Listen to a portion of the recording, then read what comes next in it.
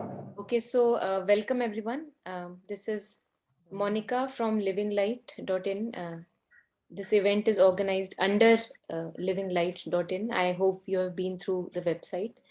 And the purpose or the vision of this event or the session is to go close and meet our feelings, emotions, thoughts, because this is what forms the most of our life.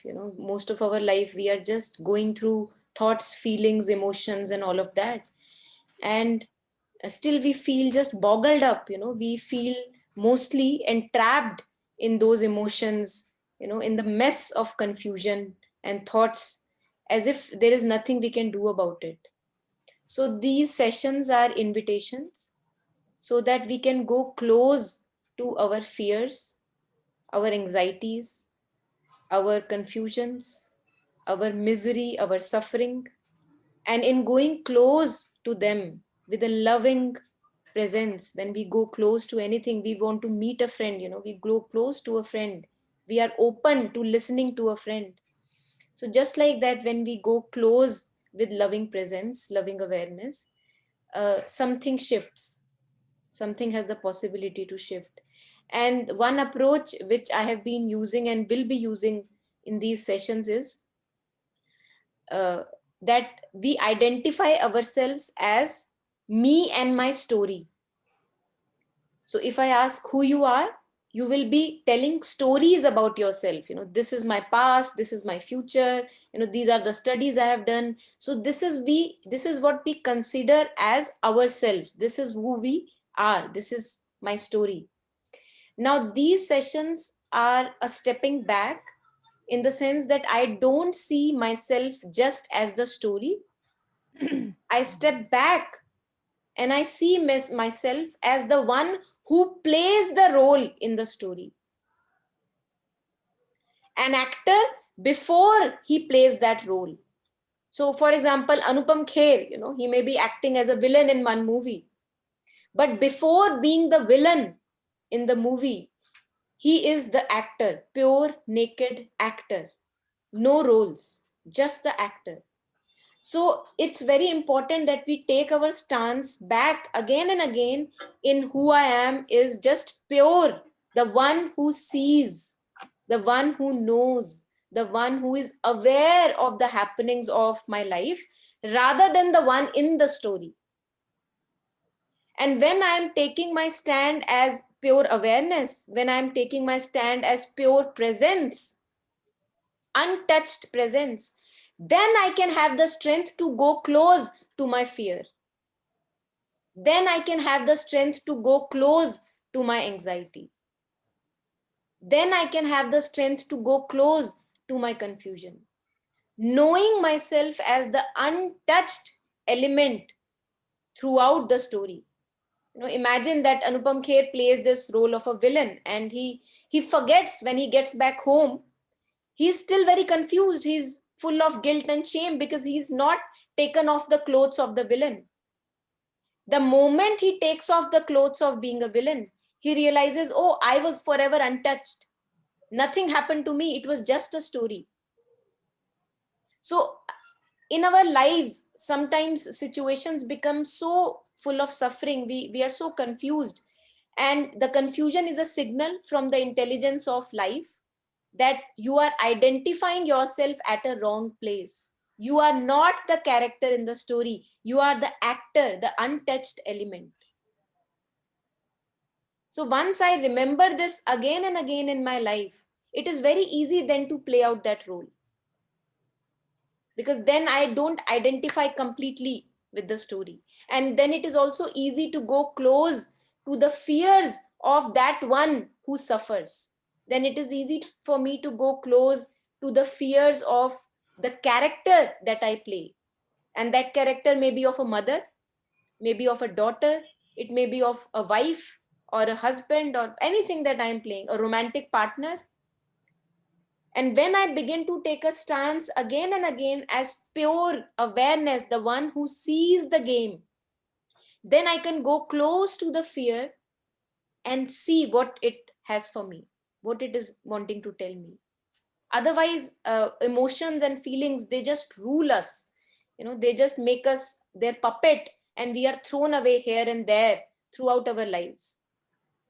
So these sessions are invitations to share our intimate feelings, whatever is threatening us, whatever feels like misery, whatever is heavy in my head, which I want to share, I want to have a resolution for. So when we are sharing in this space, some after the sharing and collective reflection, something emerges which takes me away from that confusion, which tells me that I am fine the way I am, because it was just a role that I was playing. Nothing happened to me. Whatever happened in the story of me. I am fine. And then we regain our strength to go through life. Okay. So this is just a, and again, these sessions are very organic. There is no structure to these sessions. Many a times we are more silent, many a times we are more sharing, and many a times I am just sharing more, people are sharing less, that is also okay. Or sometimes people share more, and silence is there as an absolute presence. So with that, I would welcome all of you, and please take a pause, take a moment, and share whatever is coming to you.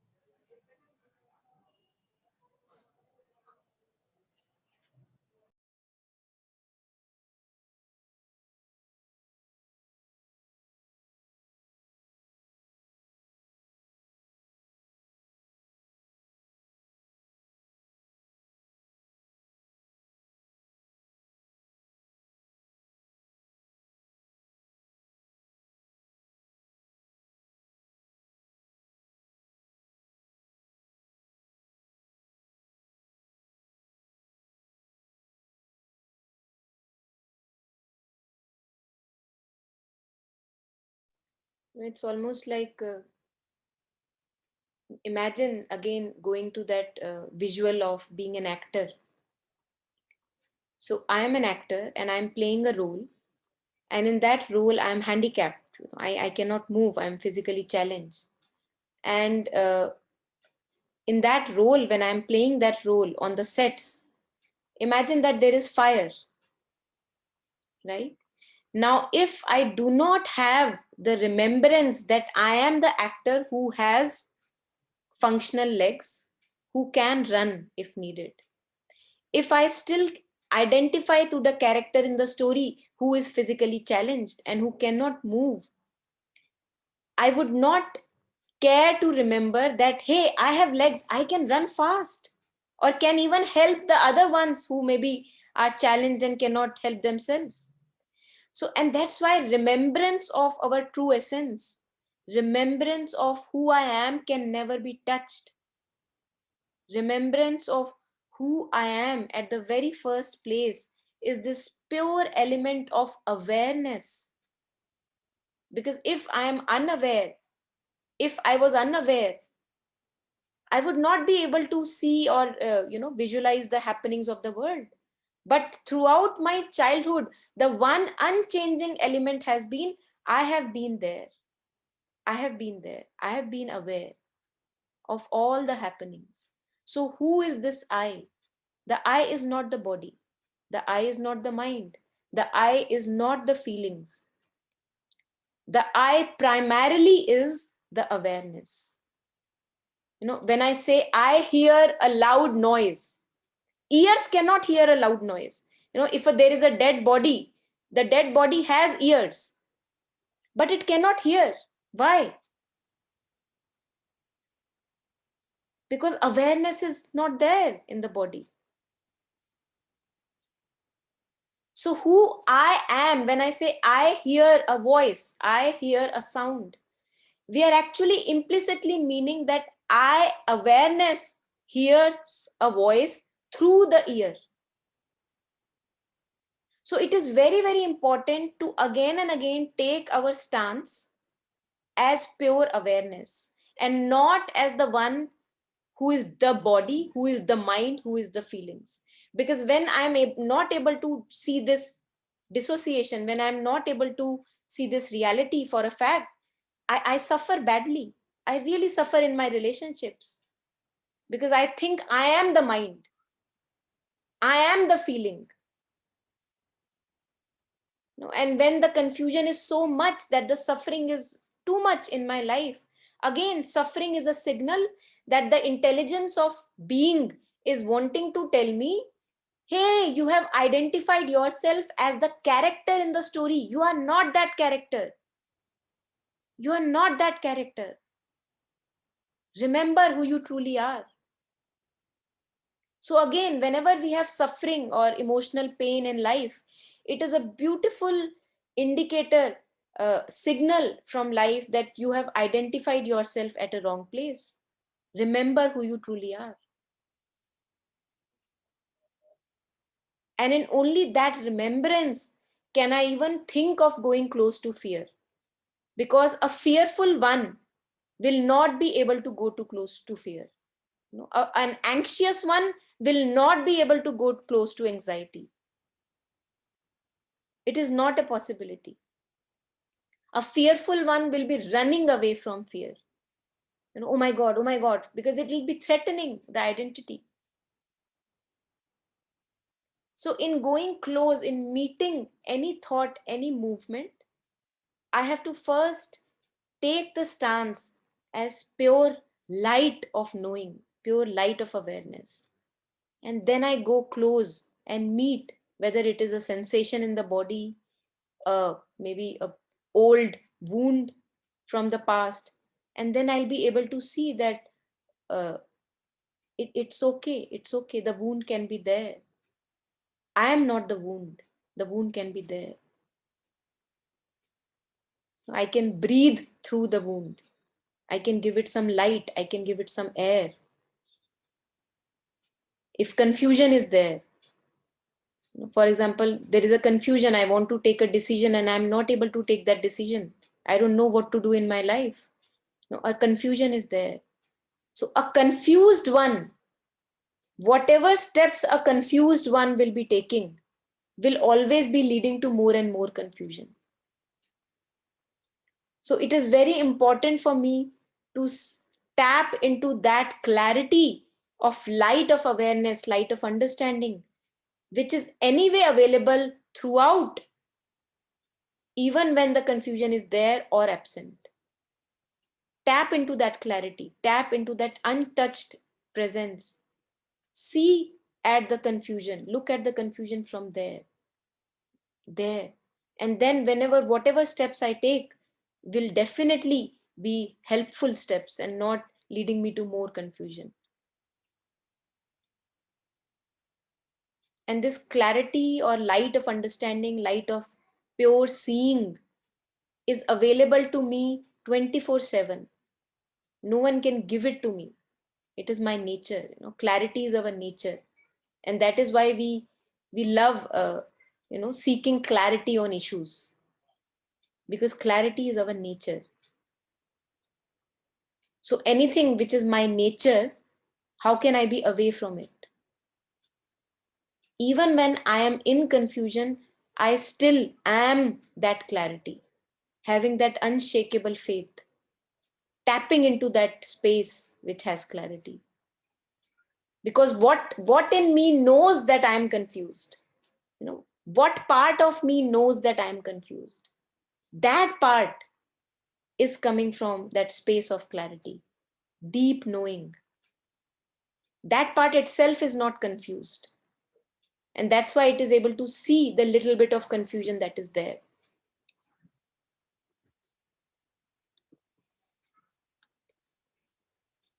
And that's why, this remembrance becomes very urgent.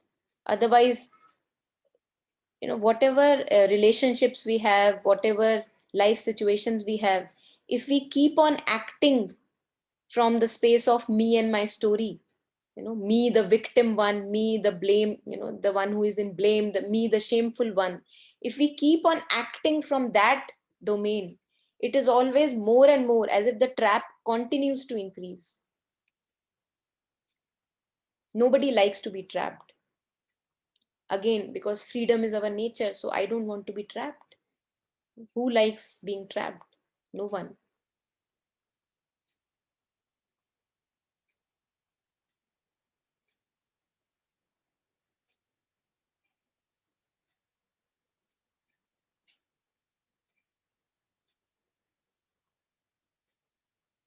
And whenever we are going through a turmoil in life, things where we cannot connect dots, it really, really helps that we take our stance again and again, as pure awareness. I am the one who is able to see all this happening. I am not the one to whom this is happening. That to whom is the part of the story, the victim element.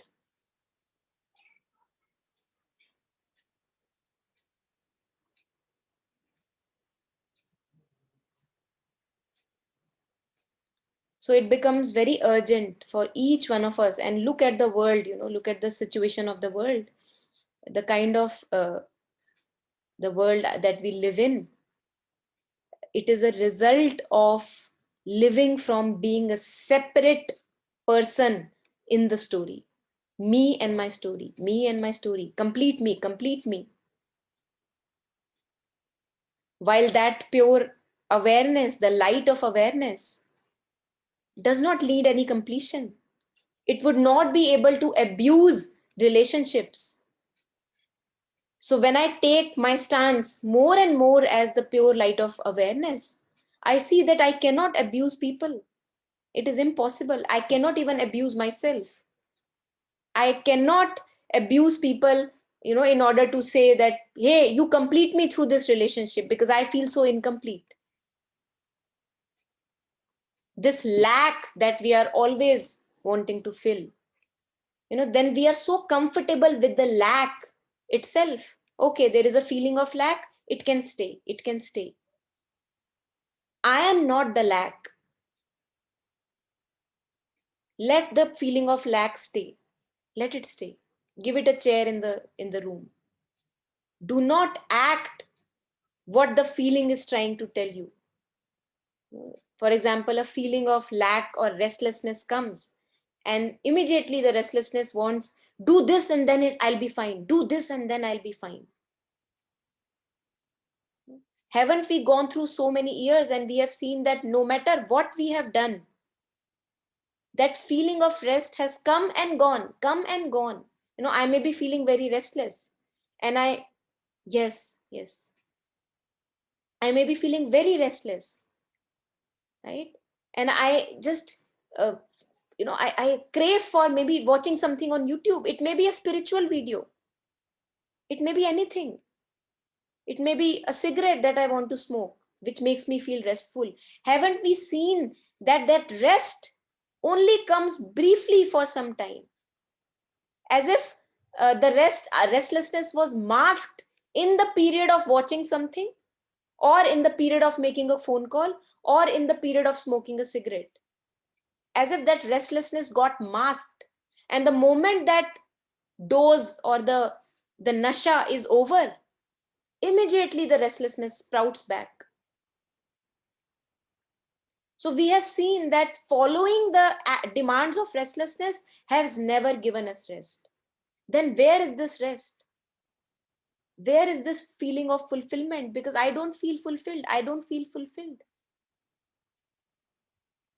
When I take the stance as pure light of knowing, the one who knows that I am, the one who is aware of himself, the I am, just I am. Not I am a mother, I am my wife, I am my story, not as that, just I am. When I take my stance as that, I see that only then I can let the restlessness be. only then I can let the feeling of incompletion be. Okay, okay, you can stay, you can stay. Imagine that you are the empty space of the room. Now, empty space of the room does not judge that this person can enter, that person cannot enter. Yeah, this person his face is not very fine, or his clothes are not very fine. You cannot come, that other one can come. The empty space of the room is a non-judgmental space. So when we are confronted with feelings which are ugly in nature, the feeling of hate, jealousy, confusion, the feeling of being victimized, the feeling of anger, all these visitors are not judged by the empty space of pure presence. They are not judged. So only when I know myself as pure presence, as empty space, only then I will be able to be close to these visitors. Before that, I cannot be close to these visitors. Before that, some part of me will be resisting these visitors. Why is it still there? Why is it still there? Why has anger not gone? Why is this feeling of lack still there? I thought I was complete. Why is it still there? But the space, the empty space of pure presence, does not identify with any labels. So it does not bother itself whether the feeling of lack has come again. Let it come again. Okay. Yes, you are allowed to be. And you can stay as long as you want. Now, when I say that you are allowed to be, it definitely means that I will not be acting according to what it wants me to do. A feeling of lack may come and it may urge me to smoke a cigarette, or go and call up a friend because you are feeling so lonely. That is escaping the feeling. There we escape meeting the feeling. When I go into my head and begin to think about all the other moments in past where I have been feeling lonely, that again is an escape. And there also I'm not able to meet that feeling of loneliness with pure presence. So when I'm thinking about things, when I'm thinking about my stories, when I'm thinking about my loneliness, when I'm thinking what should I do so that this restlessness goes away, all these are nothing but escapes which do not let me meet the feeling of loneliness face to face. And that's why it is very urgent for me to know who I am as the empty space of pure presence, pure knowing, the one who sees, the one who knows, the one who is aware, just that. Only then I will be able to sit face to face with restlessness. Let it be. Let it be. Just like I have a cushion in my room, just like I may have a chair in my room. Now the empty space of the room does not say, shoo the chair away, shoo the chair away. Why is the chair here? The empty space of the room allows the chair to be, because it is not threatened by the chair.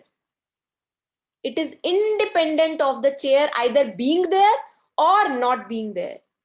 So even when the chair is not there, the empty space of the room does not say, oh my God, why the chair is not there, right? It does not say. So our pure presence, our pure awareness is independent of feelings or thoughts. It is independent. And yet, when the feelings come or thoughts come, awareness is allowing the thoughts to be. I do not have to compulsively think about the thought. Think of a story which hurts me again and again. And yet I keep on compulsively thinking about it.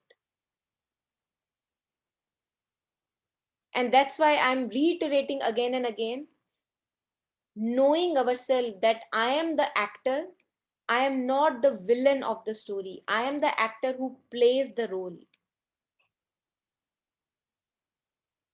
Imagine that there is this actor who goes every day into a drama. Every day he goes and he plays a villain in the role, in the drama. One day when he's coming back home, he forgets to get off the role of the villain. He forgets, and he's very boggled up. He's very confused. He does not know what to do. Very confused, no clarity, almost suffering. And when he comes back home, his good friend or partner comes to him. What happened? I'm not feeling fine. He talks about the story, but the partner, he tells the person, the actor, that but that was the role in the story. You are not that story. You are not that actor. You are not the role that you play.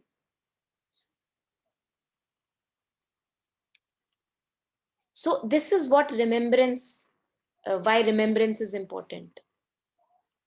And if there is another person who involves the villain, so-called actor, and talks about the story continuously, that person will not be helping the villain to get out of the role and realize, hey, you were always the actor. Nothing happened to you. Nothing happened to you. You were the actor. It was a story. So that's why talking about our stories again and again never helps us, as if we are going back in the same loop again and again. It is very important to realize, urgent to realize, that when I come back home, yes, I may be playing 10 roles. When I come back home, I see that I, the pure element, is untouched awareness. It never got harmed. It never killed anyone. It never got wounded. That wound was just the drama. Who I am is purely untouched forever. Even in the middle of the drama, who the actor is purely untouched.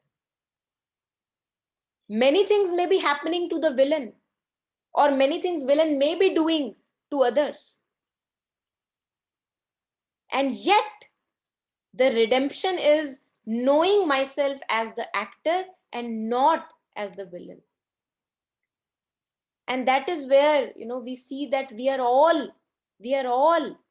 already enlightened. We have just forgotten that we are. Because nothing can be taken away from us which is essential to our being. Happiness, peace is my nature. It is my birthright. It may get masked for a moment, but it cannot be taken away. Even in the middle of chaotic happenings of life, that happiness is just masked. And that's why I come back again to remembering who I truly am.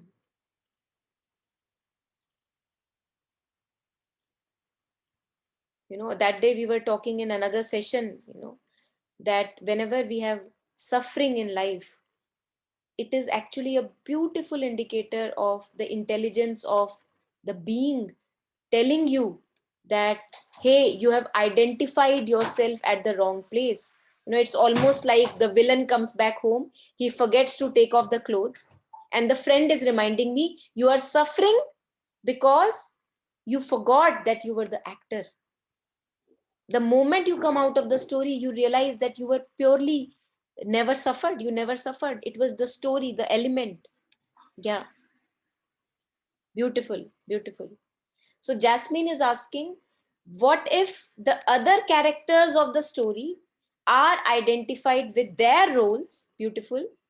And that almost threatens your existence in the play. Beautiful. Yes, Jasmine. So now what will happen? Imagine again a situation.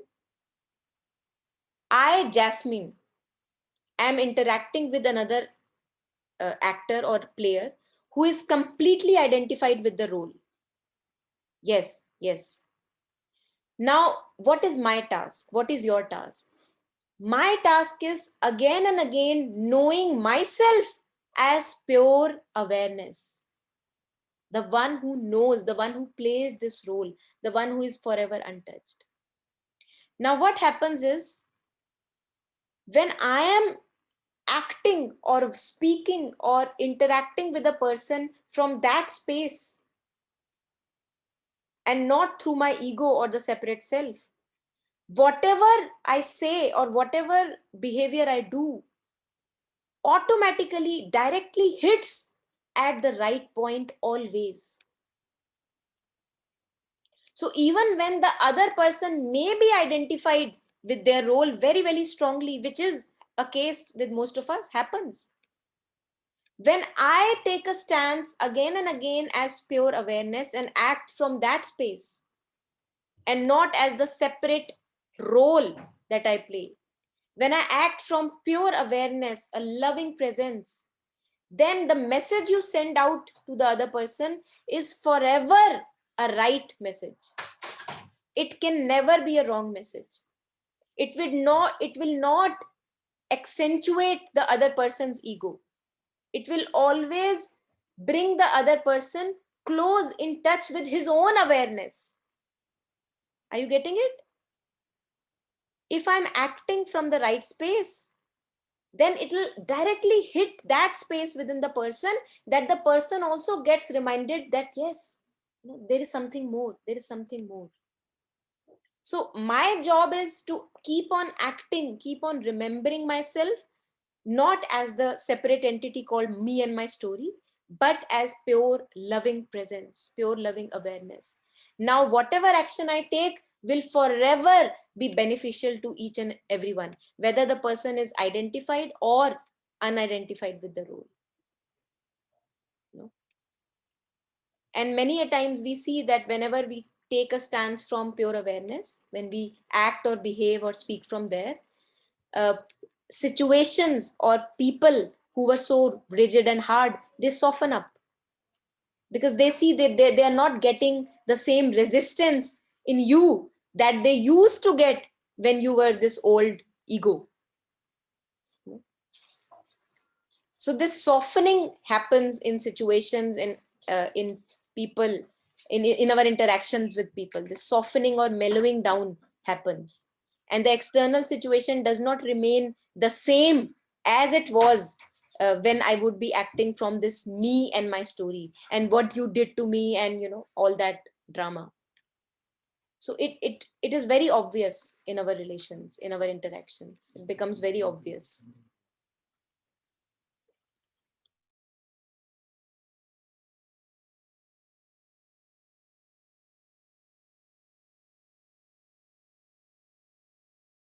Again, imagine a situation that you are having a conversation with maybe a difficult relationship in your life. You're having a conversation. Now, in the same conversation, if you imagine, just for the sake of it, you imagine, how would you be behaving or reacting when you are this separate, incomplete person, me and my story? And how would you be speaking or behaving when you are this pure awareness who is complete in herself? You will see that the quality of words, the quality of interaction, the facial expressions, all of that will change. So our task is, because the habit of ego is so old, we have lived as egos for a long, long time. It is an old habit that we have. I have lived as my thoughts. I have lived as my story and my feelings for a long, long time. It is an old habit. It will die hard. So, and that's why my task, as Kabir also says, that your task is jatan. What is the jatan? What is the practice? The practice is to make it more of your life. That who I am is this pure light of knowing, pure light of awareness, nothing else. And bring that more into my life. That is my sadhana. That is my sadhana. I bring it more and more in life.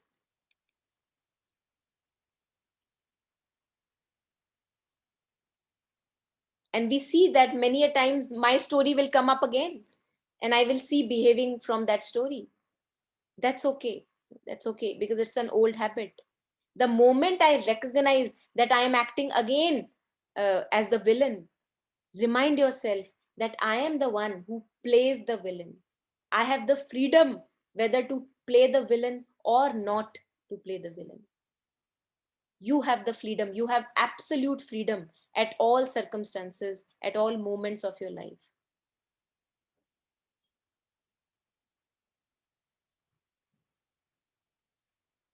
And you would know that feeling, it's a felt experience. Whenever I am acting from a space of fullness, knowing that who I truly am is this pure awareness, whenever I act through that, there is something which tells me this is fine, this is right, I'm not suffering in this moment. Yes, this is the right place to be.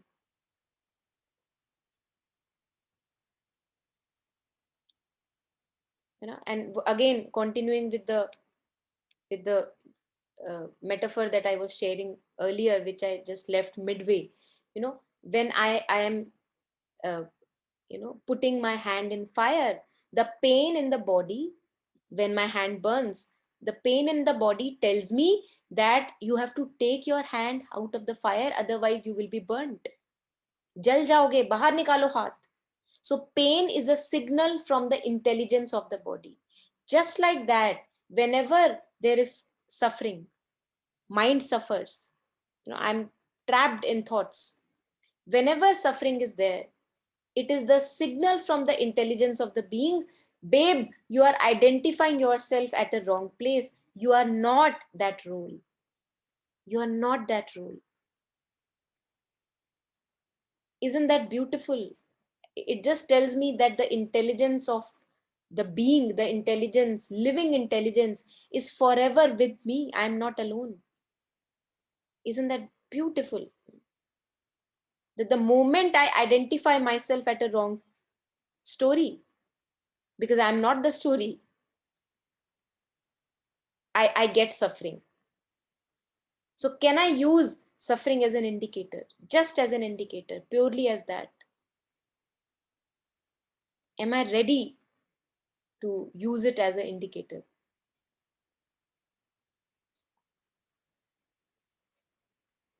And only then I will be able to meet my feelings closely. Only then I will be able to be with the feelings of sensations, discomforts in the body. Because otherwise, if I am living as my story, it is mostly just a resistance. Anger, oh my God, why is it there? Feeling of lack, oh my God, why is it there? As if we just keep on shooing it away. Feeling of loneliness, oh my God, why is it there? Okay, let's smoke a cigarette. Let's watch something on Netflix. It should not be there. It should not be there. So we never meet our feelings. We never meet these visitors who have something to tell us.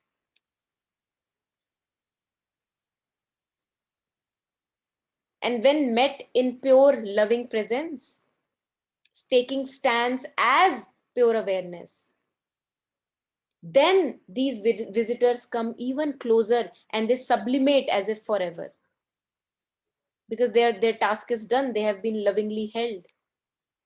Yeah.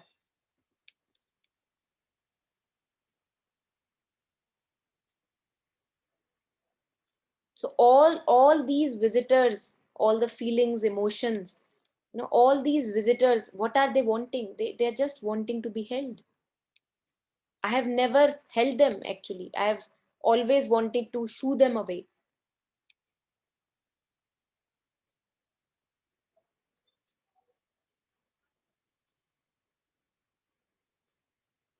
So when we talk about meeting life as it is, or meeting emotions and feelings as it is, this is a preparation, that whatever we are talking, right now, this is the preparation. Before this, I will never be able to meet a feeling of sadness. A feeling of sadness comes, and what the separate ego does is, either it gets lost in the sadness,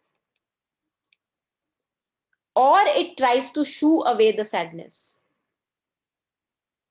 It never meets the sadness.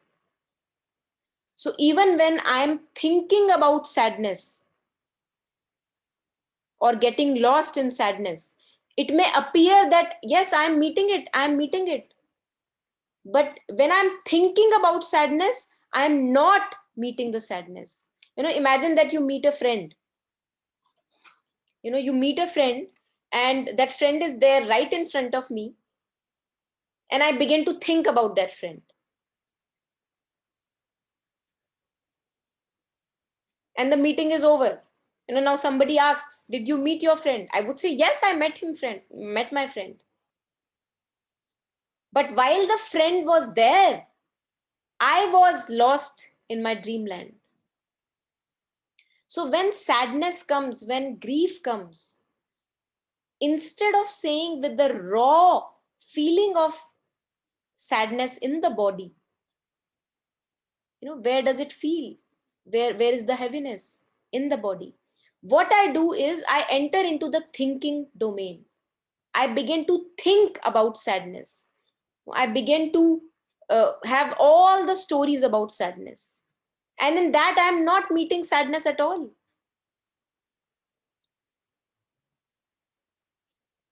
Or when I'm shooing away sadness by watching something or distracting myself, there also the meeting is never happening.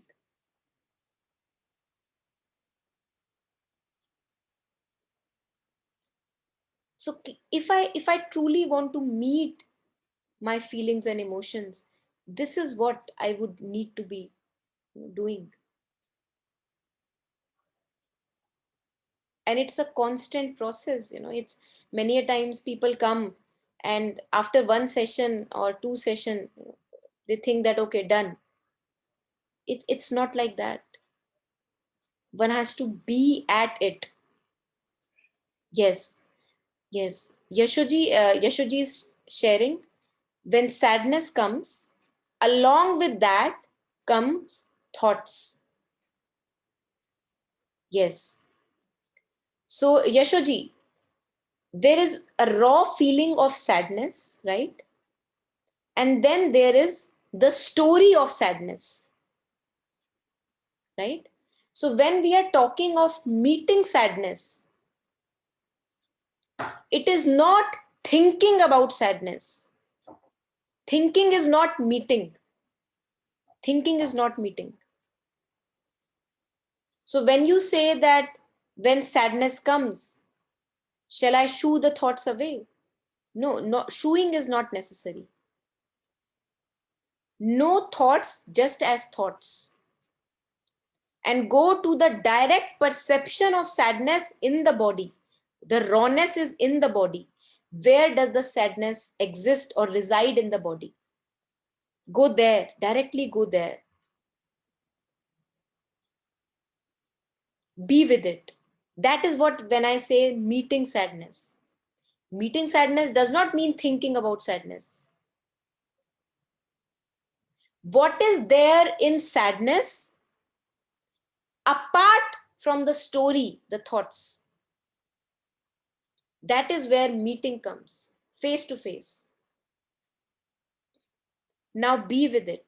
Be with that raw sensation, whether it may be burning in the chest, anything, any discomfort in the body, restlessness in the body. Be with that. Be with that. That is where we meet sadness. We know that thoughts about sadness may be there, but when I'm thinking those thoughts, I'm not meeting sadness. I have been sad for so many years, but I have never ever met sadness. May sound really amusing to us. It may sound really amusing that, oh my God, I have been sad for 20 years of my life, and you are saying I'm not meeting sadness. Yes, and that is why it is knocking on the door again and again, because it is never met. Meet it once, and once for all, its job will be done. It may arise again, but then you will know how to meet it.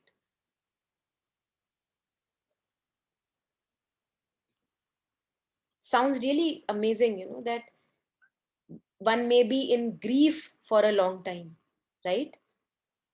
And we don't even know how to meet grief. Because when I think about grief, I actually think about grief. I do not meet it in the body. No, I do not meet grief in the body.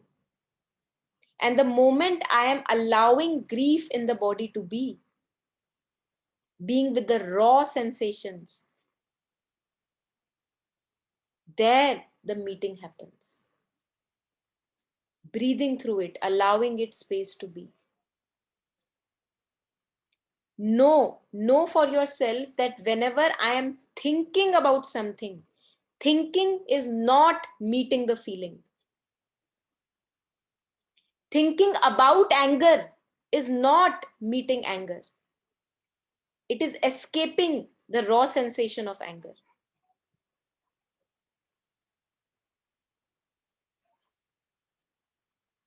Thinking about a wound is not meeting a wound.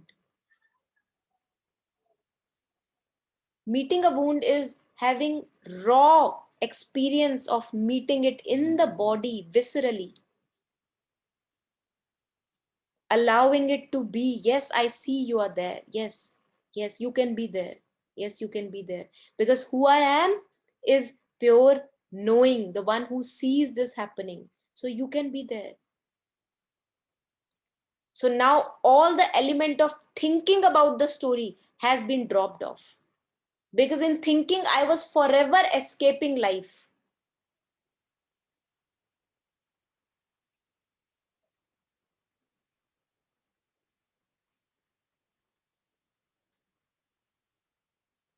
Imagine that this feeling of lack comes in, feeling of incompletion comes in. I stay with it. Yes, it is a discomfort. Yeah, the body feels a little restless, yeah, I stay with it. I stay with it. I breathe through it, yeah.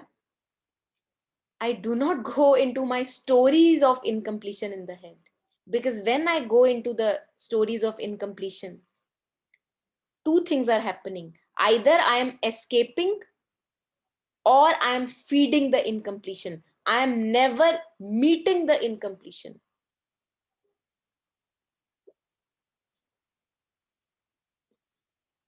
This is the intimacy that we need to have with ourselves. And then life becomes a beautiful teacher. Each and every movement or moment, tells us something about ourselves. Life becomes an unending exploration. Only now, when I'm ready, when I've prepared myself to meet it now face to face. What is this fear? Okay, let's meet it today. What is fear without the story? You will see that it is nothing but a raw sensation in the body. Yeah, yeah, I feel it. I feel it. Yes, you can be there. But when I begin to think about the fear, it may seem that I have been with the fear for a long time. It may seem. But actually, I have never ever met fear truly. I was always thinking about it.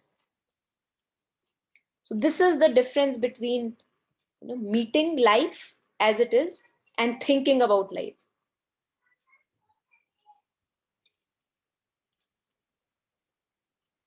And it requires tremendous courage to do so.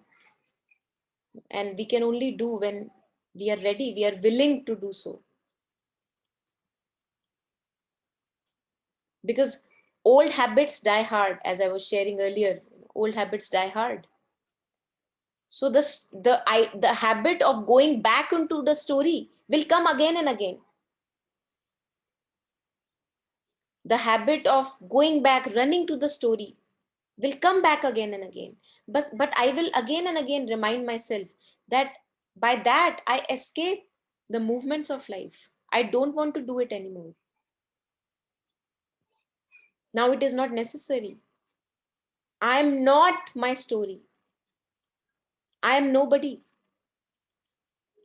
And hence I do not need to perpetuate the story by thinking about it again and again. Has it helped me so far? Has it really brought peace into my life? So why on earth shall I follow it?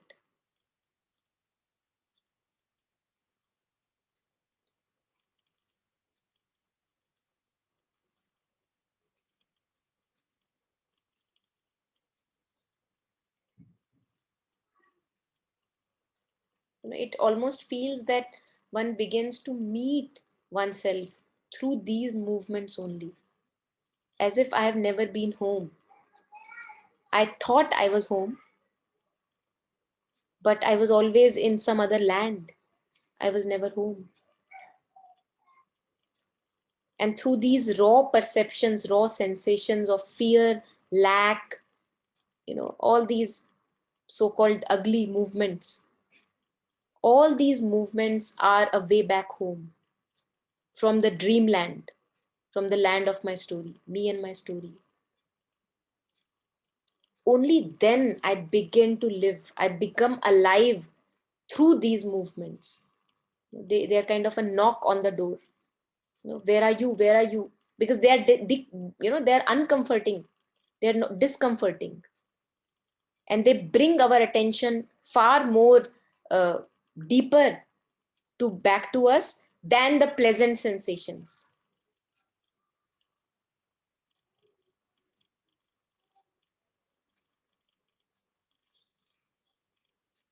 If one has to wake up from a deep sleep, deep slumber, one needs a little bit of, a stronger poke on the head.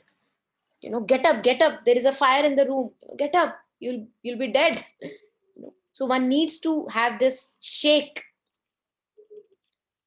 and all these so-called negative feelings or these disturbing elements in life, they actually do that shaking. They're very necessary, because in the pleasant sensations I do not care. सब ठीक तो चल रहा है यार, क्यों ढूंढना है कौन हूं मैं. I'm fine who I am, because the story is so pleasant so far. But the moment the story has a twist, it is not so pleasant so far now. It has become ugly. Only then I get, यार कुछ तो गड़बड़ चल रही है, कुछ गड़बड़ है, कुछ तो देखना पड़ेगा, ठीक नहीं है. That's how they become a blessing, to come back home and to know that I was forever home, to know that I can only enter a dream of not being home.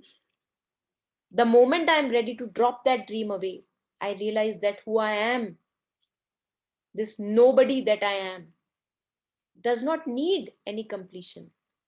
And then begins a new life, a new chapter of life. Then begins a true living. It is not the end of life. Kind of manifesting this fullness out is the beginning of life. It's the beginning of true relationships, where whenever I'm in a relationship with a person, I'm not seeking that that person will fulfill me. Now that seeking is not there, because who I truly am is forever complete. So why do I need to seek? Why do I even seek to resist? So there is no resistance and there is no seeking. Now a true relationship can begin, where I'll not be a parasite on the other person. You know what a parasite is. A parasite uses the body of the host in which it is living to and eats the host up so that the parasite can survive, right? This is how our relationships are. We depend so badly on the other person that we begin to eat the other person in order that I can live, my story can live. And this is what we call relationships. So this is promoting my own handicap, and the other person is also, life is made hell for that other person. This is what we call relationships. But once I begin to take my stand more and more and more as pure awareness, knowing that who I truly am neither lacks something and neither can be fulfilled. It is the very space in which all the drama happens. More and more I make it my life, more and more I see that truthfulness, honesty, aliveness, unfolding of life, adventure of life, everything, every day is a new day. Every relationship, I don't know, I'm meeting the same friend after a long time, but I don't know what will unfold. This unfolding, the newness in life, that becomes a norm. It becomes normal to have those miraculous days. Then the monotone is gone, because the monotone was coming from me and my story.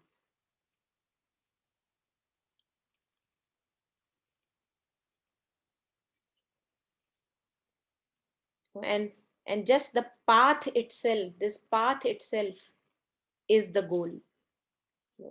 Masters have said that the path of surrender, for example, we talk about surrender, is itself so beautiful. The path itself is, journey itself is beautiful, but only now it begins to become beautiful. Before that, it was just kind of rehearsals, actually preparations going on, so that I can live a truer life, I can live a fuller life. Now whatever relationships will happen, they will happen, where I will not be eating the other person.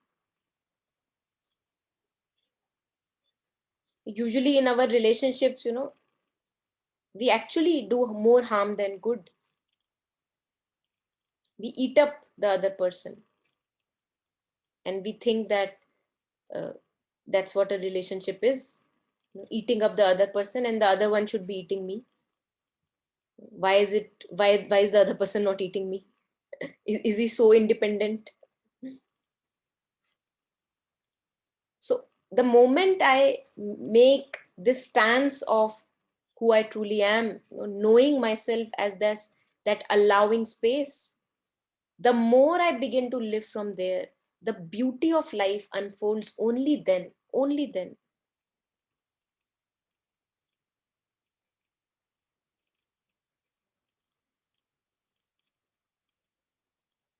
Truer, fuller relationships where you're not uh, eating up other people for your own fulfillment, only then they can start. Truer friendships.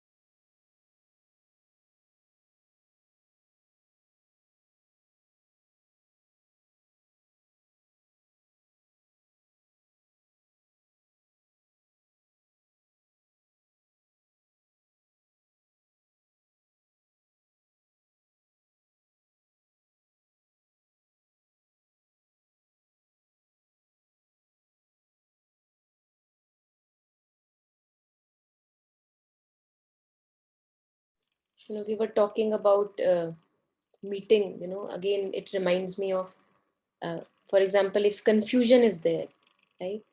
So I may say to myself, how can you say that I have not been meeting confusion, because confusion has been with me for so long. How can you say that I have not been meeting it? You know?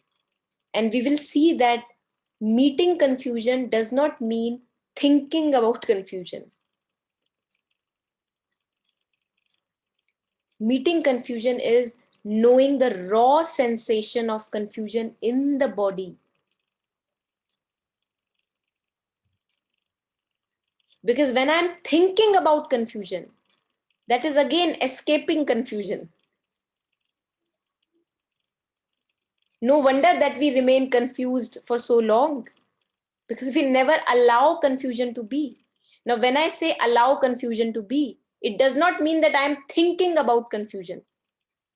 As we discussed, that thinking is again escaping meeting the friend. The friend is sitting right now in front of me, and what am I doing? I'm thinking about the friend, right? And when again the meeting is done, I say I have met the friend, but I was forever thinking about the friend.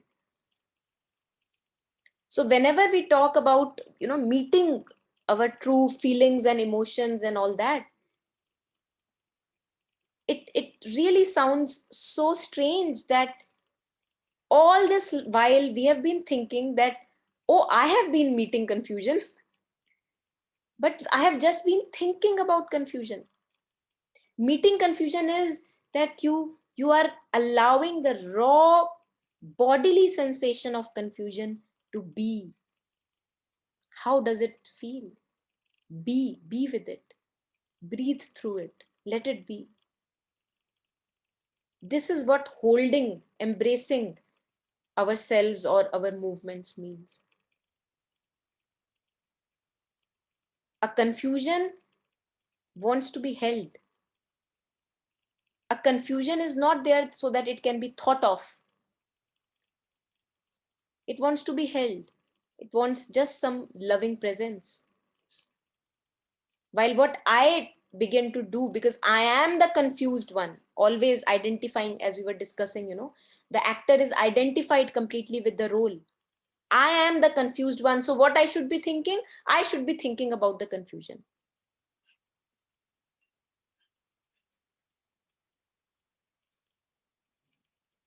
And in that, we forever never find clarity. Thinking about confusion has never led anyone to clarity.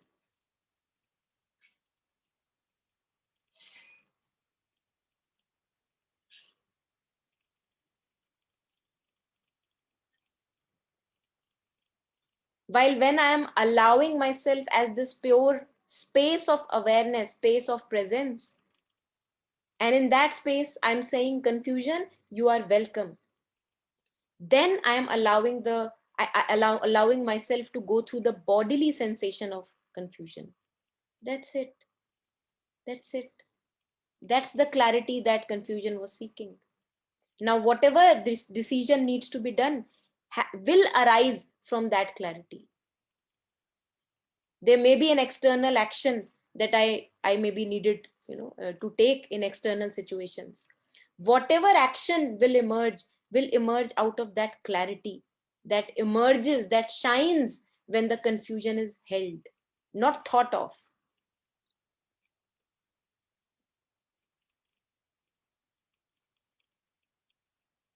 So it's almost a different space from which kind of, the answer arises. It does not arise from that jumbled up mess of thoughts of confusion. There no answer has ever arisen. Answers to our resolutions are always given. They are like they dawn upon us. They you've heard of these scientists, right? Albert Einstein and other big scientists. You know, they were not, if you read what they write about, thinking and getting insights and intuitions, they were not getting the dawning upon on them from the same thinking mind which creates the problem. They were given to them. They dawn upon us. We just know that this is what I must be doing in this moment, and we go do it. How do I know? I don't know. There is no logical sequence of past events which has led to that answer.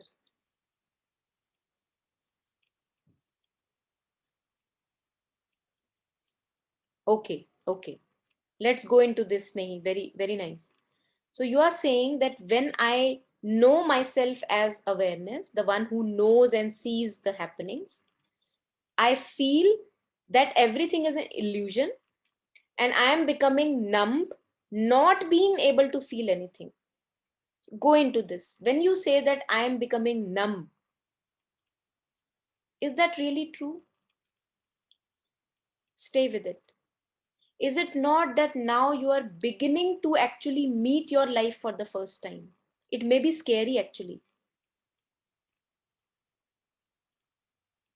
It may be scary because so far I have just been lost in the role of being myself.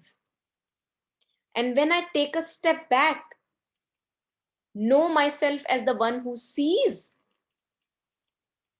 the one who knows, the one who is aware. Yes, you are right that it appears as an illusion because everything is fleeting.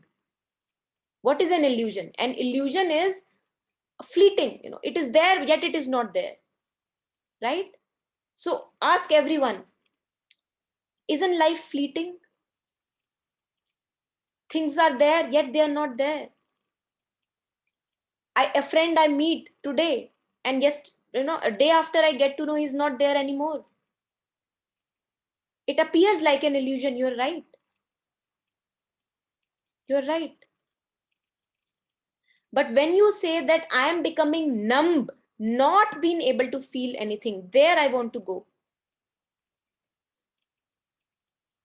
When you take the stance as awareness, you step back into your being, okay? Now you can go close to the fear. I can't see any numbness there. I can actually go close to the fear and meet it for the first time. I can actually feel fear in the body for the first time, which I forever was shooing away. So what is this numbness that you talk of? You are talking, I think you're talking of the lack of the story. Is that what you talk of, being numb? The lack of the story?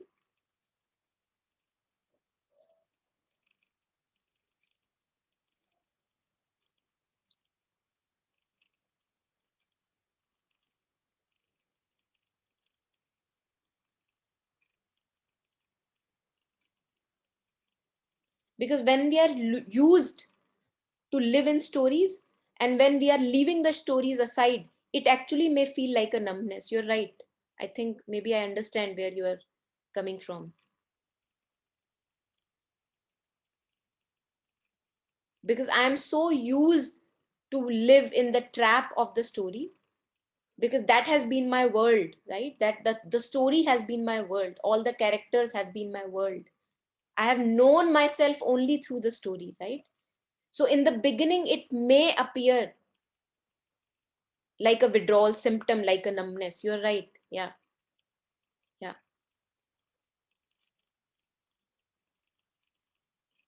I don't know if I caught you there, but if that is what you are saying, it may appear numb, lacking the rust of the story.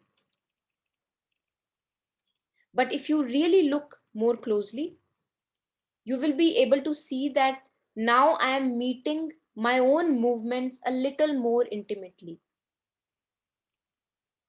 A little. So far as the fearful one, I was not able to go close to the fear. What I was doing as the fearful one was that I was living in the head. I was always living in my head, creating stories about me and myself. Okay, so that was my one life. Now moment I dissociate, a kind of this identify with the story, that yes, the story is still there, but who I am is the one who plays a role in the story. Hmm? You are right when you say that I may feel numb, but then you will be also able to see that now I have the strength that I can go close to the fear. What is this fear wanting to tell me? Earlier I was the fearful one. Now I can go close to fear. Let the fearful sensation in the raw body be. This was not possible being the fearful one, because the fearful one is always fearful of the fear itself.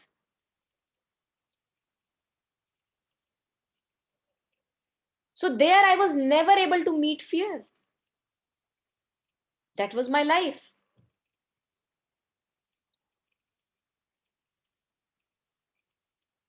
Now, the moment I see the story as something which is there, maybe in the head or not, but I am the one who is forever there, whether with or without the story.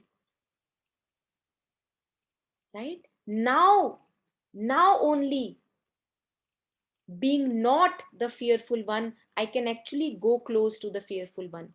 So I think this is what is coming to me right now for whatever you are saying, and if you feel the initial numbness, go through that numbness. It is a very auspicious numbness. Let the numbness be. There is nothing wrong in that numbness.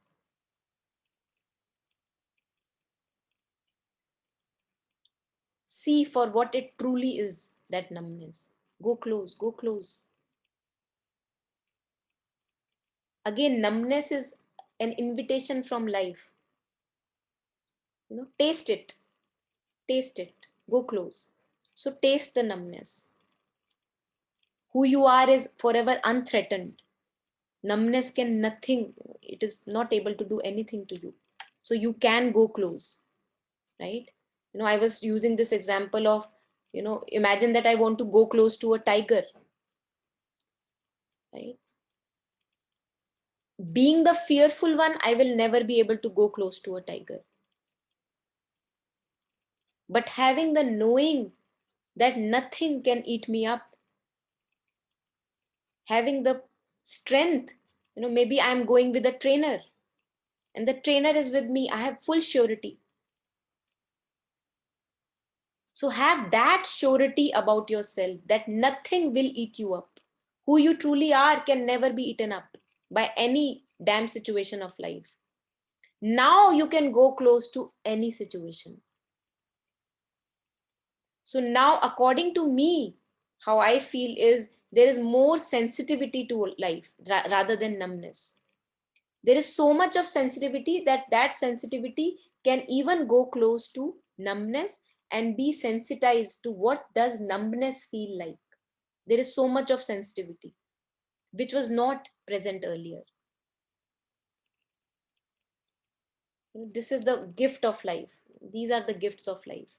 Taste it, taste it.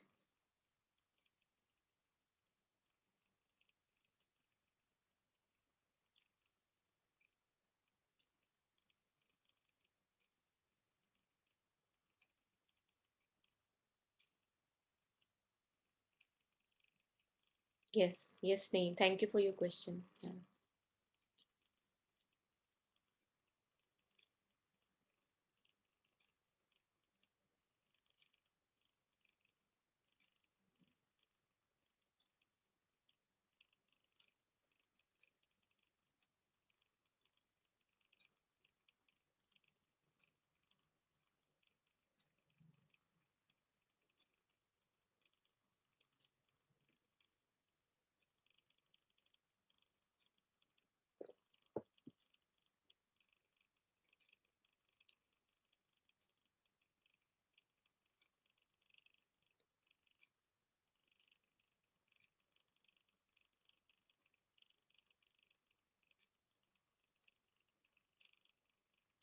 The domain of mind, the domain of thoughts is so overutilized, almost abused, as if many a times we don't need thoughts. Most of the times they are unnecessary. Yet we feel such a puppet in the hands of the mind, as if we have no say of myself at all. And now we are beginning to see it more closely that in thinking about things, I'm not meeting the sensations, the rawness of life. This is something which has to be really understood. Come back to the body more and more. What is the raw sensation of sadness? What is wrong with that actually? Raw sensation of being incomplete. Where is it residing in the body? Stay with that. Do not go to the story of being incomplete. That is a perpetual sucker. It will always suck you. And in that sucking away, you will never be meeting the feeling of being incomplete.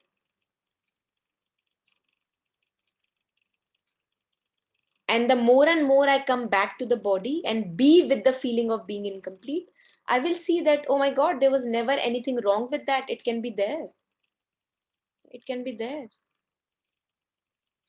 Just like for a space, for an empty space, whether the things like chair or heater or all that things are there in the room, it does not mind. The space does not mind.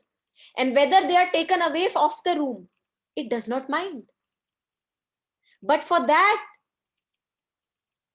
not minding to be there, I have to take my stand again and again as the space. Yes, for me too. Yes, Yashu, it has been really aha moment for me too, that we are most of the time abusing thoughts completely, and the inverse also happens. The thought abuses us. So as if this vicious loop is there, and where would it stop? And we say that we are living life. This is what we call as living life. This is not living life. This is missing life.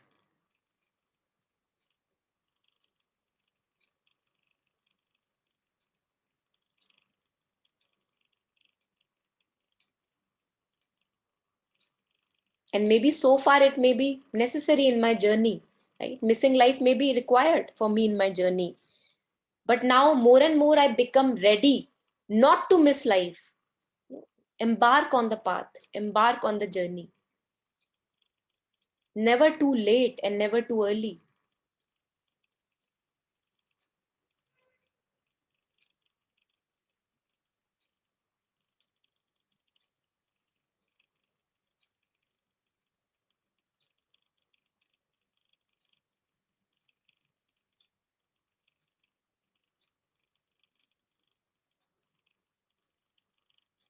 Again, what Snehi had shared, something is coming. Uh, she says, I am becoming numb. So I want to maybe spend last few minutes on that. Would there be a feeling of numbness if prior to numbness I am was not there? So your sentence is, I am becoming numb. Or I am numb, right? That is what you say. Would the feeling of numbness exist in absence of I am? And that is where I again and again hint nowadays. Who you are, I am, that you say, is this element which we call as pure awareness, which is actually making the numbness to get felt. In absence of that awareness, numbness cannot be. Who would be there to feel that numbness? So who are you? Are you the numbed one? Maybe. Or are you the one who is making numbness possible? Owing to whose presence numbness can feel itself. Who are you? Who are you? So are you your story? Or are you the one in whose awareness the story is able to arise? And the moment I take this step back, that very moment I skip into this, my home, pure awareness. That is where we need to bask more and more. That is where we need to come back to more and more. And then whatever actions we will be taking in the regular day, day-to-day life, you will see the quality of it changes. There is more fullness to it. There is more aliveness to it. You will not be fearful of going through life. Usually we are fearful of going through life. Oh my God, what if this will happen? Oh my God, what if that will happen? Now taking your, basking yourself in more and more this space that I talk about, you will see that, wow, I need not be fearful about anything, not even death. Because death may change the story, but I am not my story. So it's actually coming back to absolute freedom, which is our birthright. That is the freedom that we seek. That is the dissolution of self that we seek. This reminds me of people who do these, bungee jumping or skydiving, these kind of sports. What are they doing there? Why do they like it so much? Because when we are in that, the moment of that free fall, where you have no control, in that very moment, it's as if we get a glimpse of absolute freedom. Me and my story ceases to exist for that very moment. It's a absolute glimpse, as if of, free of yourself, free of your thoughts, free of your story. That is what our true nature is.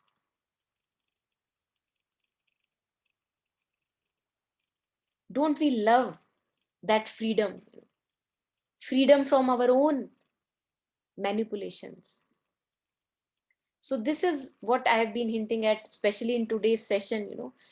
The more I bask in that pure shining awareness which makes things possible, owing to the very presence of awareness, things are there. Who comes first, things or awareness? What comes first? If the space is not there, can the things be? The space, the presence of the space is making the things be. How will I keep a chair if there is no space? So knowing myself more and more as that pure space, that empty presence, if I can use that word, and then indulging into life movements more closely, and now I will see that I have renewed strength to go closer to each and every threatening phase of my life, which I did not have earlier. This renewed strength is coming from that empty space, which is forever complete into itself, which is not lacking anything, which is making things possible. Only now I can begin to meet life. Only now I can meet even numbness.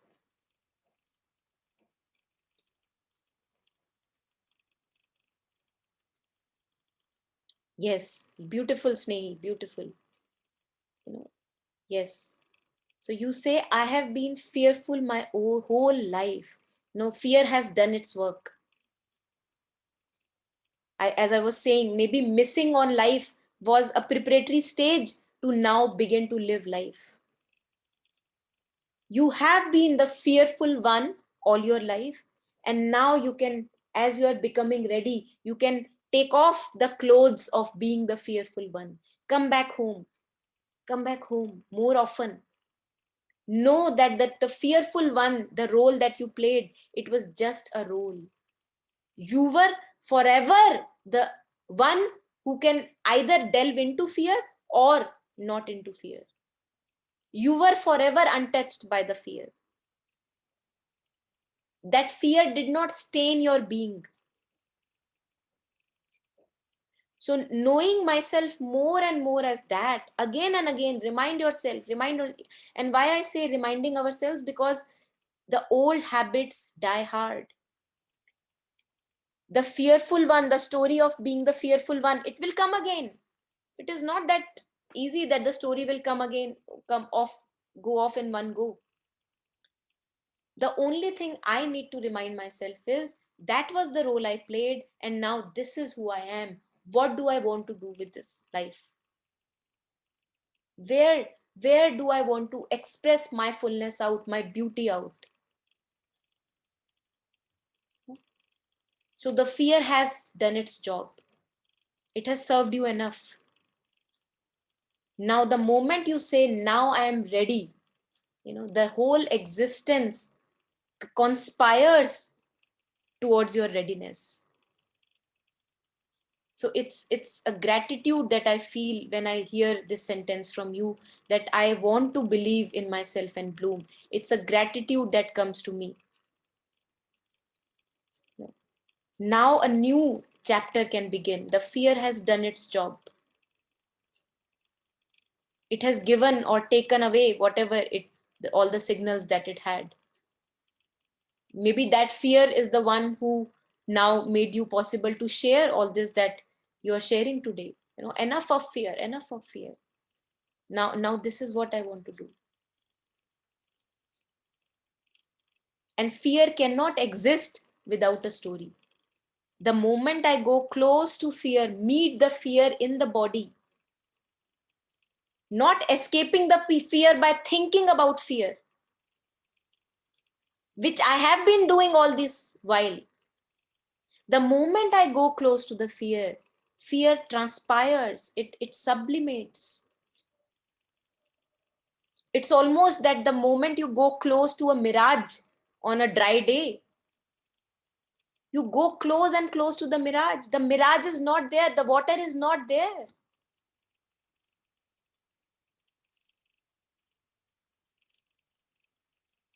So long I have been thinking about, oh my God, what will I do when I reach that water, because I am so afraid of water. So long I have been just involved in the thoughts. But now, as you are gaining the strength to go closer, you see, oh my God, you may laugh over yourself. The water is not there. It was a mirage. But only now you gained strength to go close.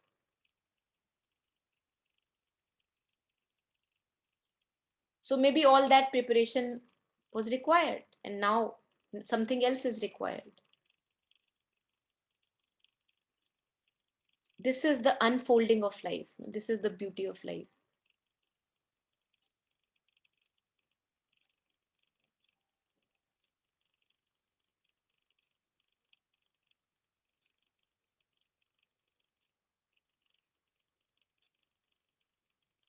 It's so beautiful to be able to talk about these things which matter to us the most. It's actually a blessing to be able to talk about these things. Otherwise, the way we live life, we are on the surface and we never touch these spaces. We never dare to touch these spaces which matter to us so much.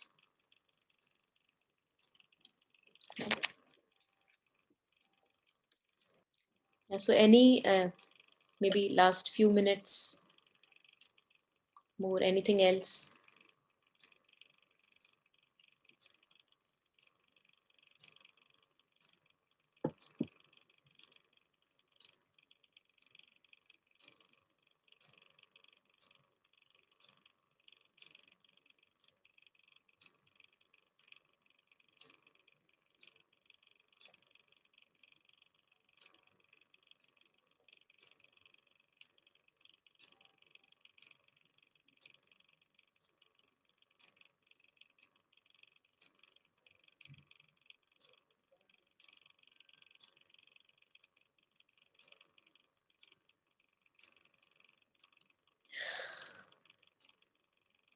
And when we have touched the right space, when we actually, when you touch the right space, when we know ourselves, who we truly are, and we live from that space, there is a knowing that tells you that it's fine, it's completely right.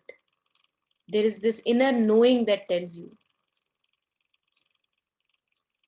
And whenever confusion arises, that confusion is also auspicious, because it is telling me that again maybe I have identified back to my story, right?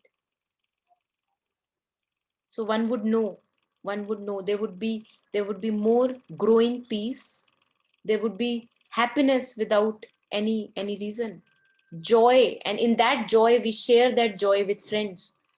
We share that joy out with life. And I heard this from somewhere. I think I shared in one session that uh, peace and happiness, which are our true nature, peace is happiness at rest, and happiness is peace in motion, and both are this undoubtable parts of our own nature. So this inner happiness goes out, as which we share in our relationships, and when the motion is not there, the commotion is not needed, then it rests as peace, as stillness within the being, and one knows that it is fine, it's right, it's okay. The inner knowing tells us. Yeah. So thank you. Yeah, grateful, Snehi. Yeah, thank you. Me too. Grateful to you too, and all of you. Thank you so much for joining in and for sharing, for listening, and for being this space today. Yeah. Thank you. Thanks.